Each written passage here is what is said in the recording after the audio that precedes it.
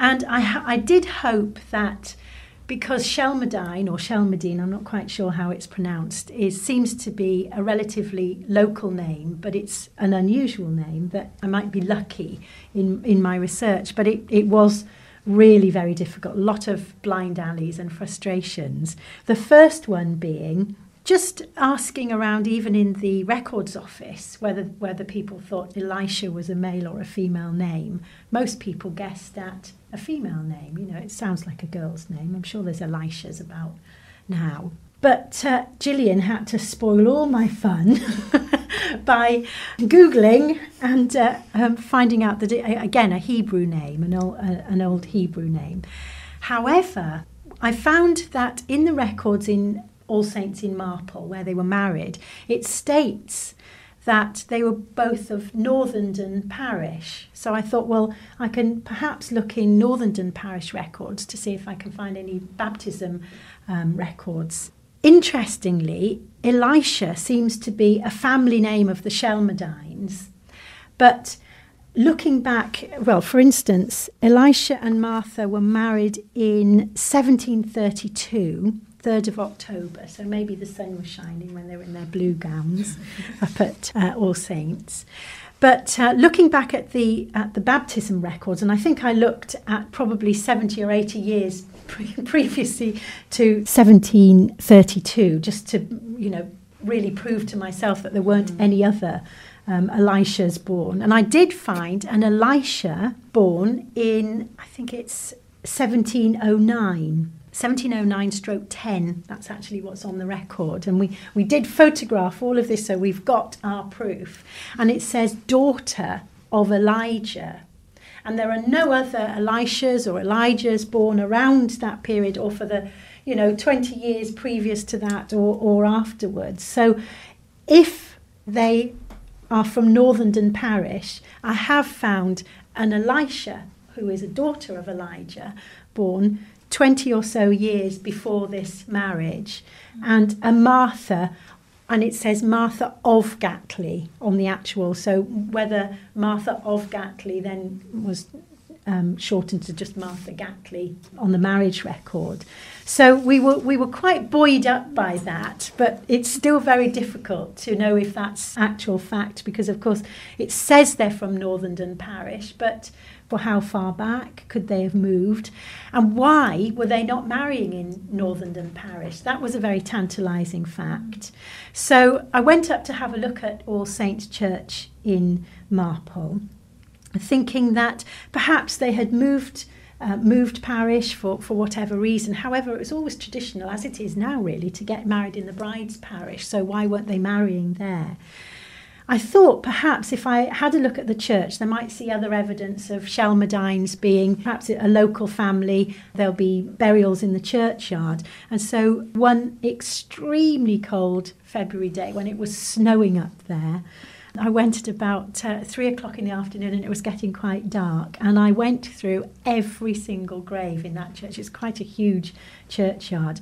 Unfortunately, the original church is a ruin. The tower is left, and there's a much later church, because I had hoped perhaps if I went in, there might be plaques and monuments to the Shelmadine family, who do seem at the time to own and occupy an awful lot of land right across the northwest. They're in Bowden, Altrincham, they're in Northenden, they're Marple, an awful lot of the areas that they seem to own and occupy. But there wasn't one that was visible, not one Shelmadine in that graveyard that I could see. And I did email there was a church website which suggested, if you did want any information, that if you just emailed your question, they would answer you. But I never got a reply. So either people, maybe it's just too difficult to request. But there didn't seem to be any other evidence of Shelmadines either living in that parish, because you'd expect to find the names in the churchyard. So that was quite intriguing, that both these characters, Elisha and Martha, who there's evidence that they were around 20 at the time of this marriage, both came from Northenden and yet chose to marry in an outside parish. So that sort of, it made us think maybe it's because at the time, you know, a clergyman in one parish, sometimes they did things just simply for money.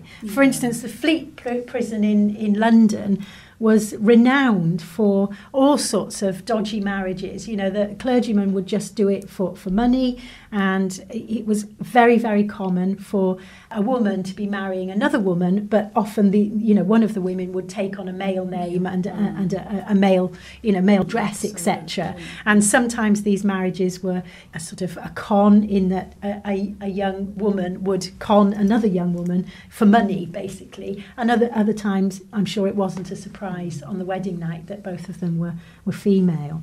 So we did wonder whether it could be a clergyman, a sort of rogue clergyman up in posh Marple who was just willing to marry this couple. So we are still trying, and we would, anybody that is, willing to help us with that research, we'd be really happy to have them contact us, because it's such an intriguing story. It would be, wonderful to see if we could find out, any more about this particular couple. The Shelmardines seem to decline from records after about the sort of 19th century. There don't seem to be quite as many, seeing as they seem to be spread out all over the northwest. That's quite unusual, isn't it? Yes, other so than much. Bit of serendipity. Looking in a magazine, I found this Shelmardine wine, Shelmardine Chardonnay in Australia. So maybe there was a bit of a mass.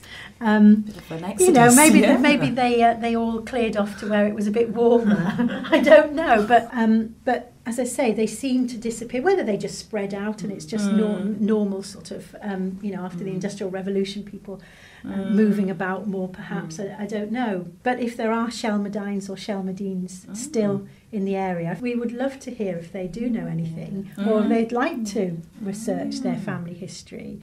From the 1770s, when this idea of lesbians was, that whole phrase was coined, and Saphists, they were seen as a sort of slightly dangerous, part of society. And it was really the sort of leisured classes that could indulge in that sort of relationship.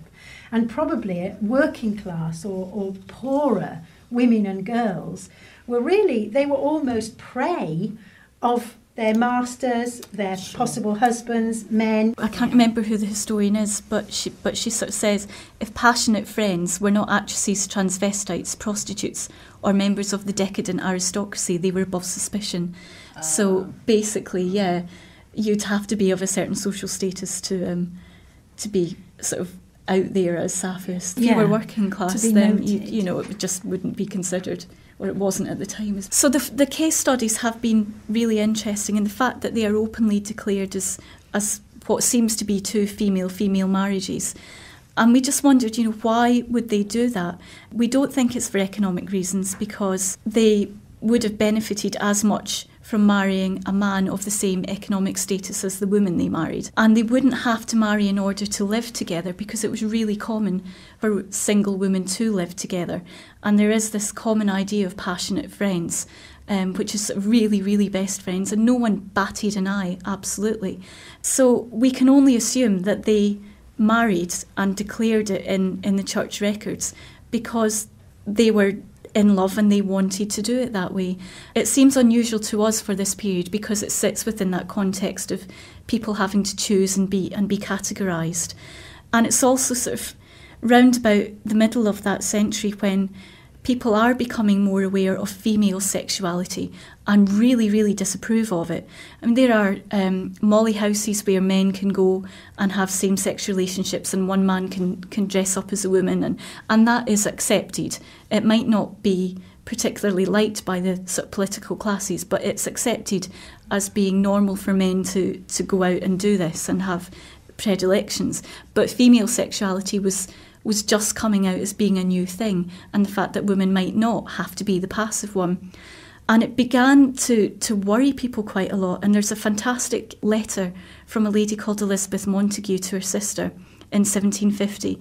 And it sort of really sums up the confusion and the issues around about the time. And it says, Mrs. Littleton has taken Mrs. Coles to live with her, which I must confess I am sorry for, as it will add to the jest of the men made on that friendship. And I own that I think that sorry report hurts us all, and fall in their degree on friendship, and on the whole sex. And if this nonsense gains ground, one must shut oneself up alone, for one cannot have men intimates, and at this rate the women are more scandalous. So we must become savages and have no friendship at all. Yeah, Shelmerdine, Agatley, also Wright or Gaskell, anyone who's interested in or knows anything, then yeah, I mean, it would be great to try and find out more about these people and see if we can find out what the truth was. If people want to email, it's gillian.sherwood@stockport.gov.uk, or they can drop me a line at Staircase House in the Marketplace.